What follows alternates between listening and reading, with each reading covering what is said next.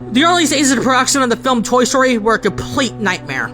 The production was in a sort of development hell until the infamous Black Friday incident. Disney harassed the new animation studio Pixar constantly.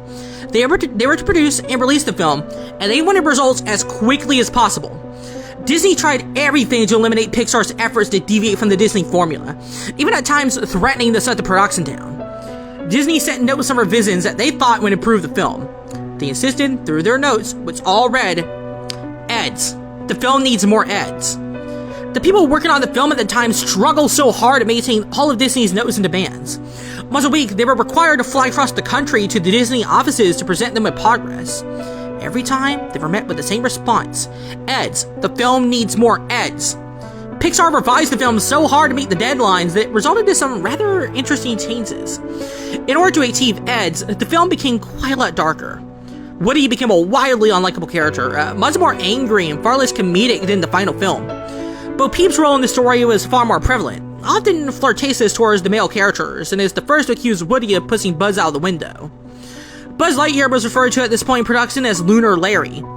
He's highly reminiscent of an older superhero, talking in a deeper voice, and is even more deluded and ignorant of his surroundings.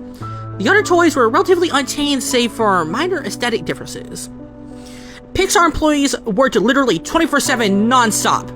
Director John Lasseter joked on more than one occasion that he had the best parking space at office because his car hadn't moved for over 3 days.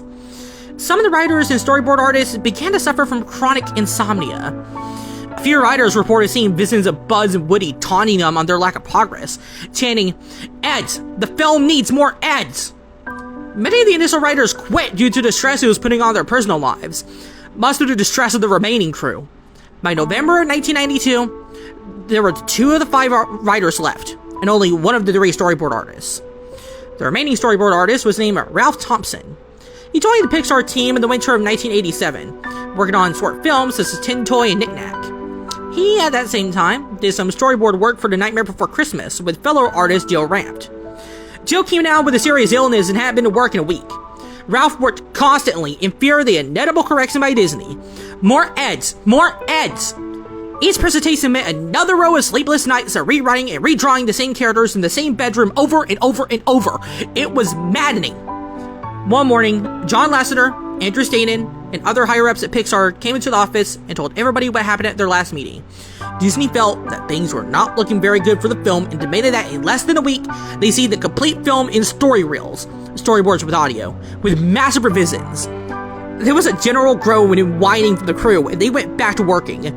Ralph worked harder than all others involved. Sometimes at 2 o'clock in the morning, one of the writers would walk into Ralph's office with a packet of newly written scenes. More to draw, and with more drawings meant more scratch of voice work. When the film is still in the writing storyboard stages, artists will do temporary voices for the story reels. He had Disney's vague instructions racing through his mind. More Eds! Eds here! More! We want results, people! Eds here! This is a business! Faster! More Eds! Move on already! He thought to himself this exactly. The film needed an Eds. It needed to be darker, more cynical. It needed more adult humor in situations. It needed an attitude. Of course, Ralph, you goddamn idiot!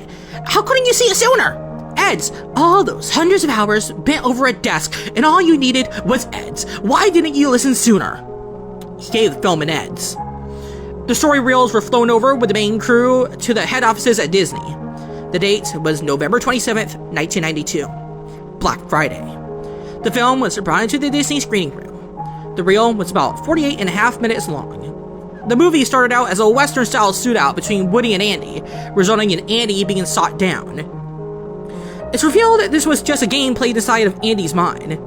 The film continued on with little problems for about the first 20 minutes or so, though several gags seemed off with the overall tone of the film.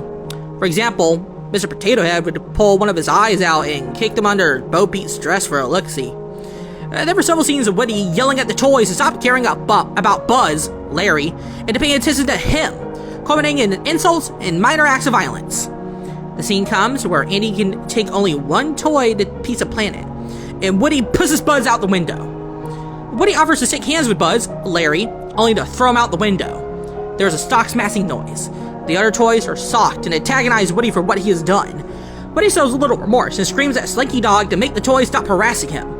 After much yelling, one of the Green Army men saying the word "goddamn," the toys grab Woody and toss him out the window as well. He falls onto the ground with a low thump. Cheering is heard from the interior of the house. The quality on the storyboards becomes much less refined and almost like chicken scratch. Woody gets up and sees Buzz, Larry. Buzz's body is shattered on impact.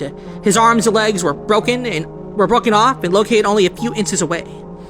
There was a large crack down the middle of the chest, revealing a mess of buttons and wires inside. He gave off sort of an electrical twitch motion in his head. His eyes looked as if they were about to pop out of their plastic sockets. The twitching stops after a few moments, and Woody looks in fear at what he has done to Buzz and runs off. There's a jump cut to the scene where the two get stuck in a claw machine. The storyboard art is back to its normal level of quality. The machine is filled with sunglasses wearing pizzas, as opposed to the aliens in the finished movie. Buzz is completely unarmed and intact. The scene is almost verbatim to the final film. Sid, the antagonist in control of the claw, is wearing a yellow t-shirt and is smoking 3 cigarettes at once. The claw grabs Woody and Buzz, Larry, putting them in the clutches of Sid. There's another jump cut, once again returning to the chicken scratch style of artwork.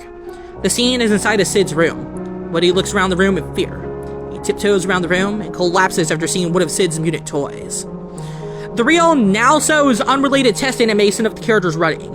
A few seconds of Buzz, Larry, running in place, a few seconds of Woody running, and nearly a minute of the two running together.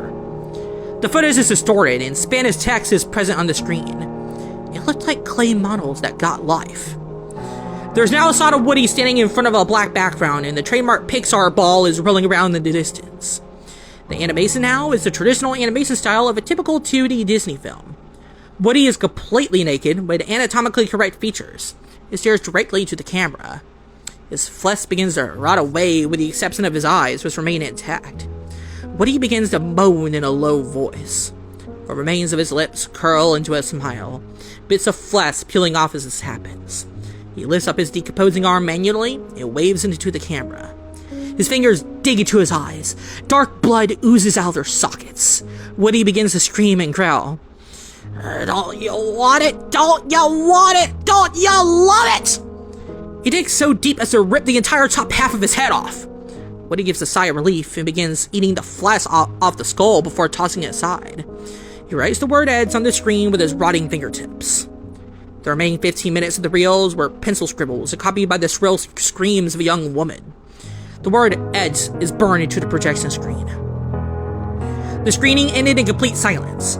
Chairman of Disney at that time, Jeffrey Katzenberg, walked out of the screening quietly, telling his colleagues, "Notes, they were following all of the notes we were giving them." Upon returning to the Pixar offices, writer Pete Docter found the body of Ralph Thompson in an enormous pile of paper in his office. Further analysts found that the cause of death was a heart attack brought on by a lack of sleep and stress. The papers were all storyboards and animation cells with the final coherent scene of Woody. The word "Ed" scrawled on the back of each one.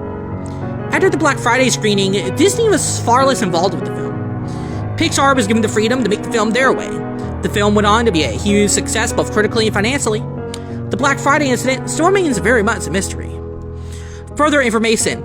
There's a short bonus feature on the Toy Story Blu-ray about the incident, curiously not mentioning the more notable scenes. It can also be found on YouTube for anyone who is curious to see the whitewash history. Disney produced a short documentary to avoid discussing the incident. If you contact them about it, you'll be redirected to the Blu-ray's Amazon page if you get a response at all.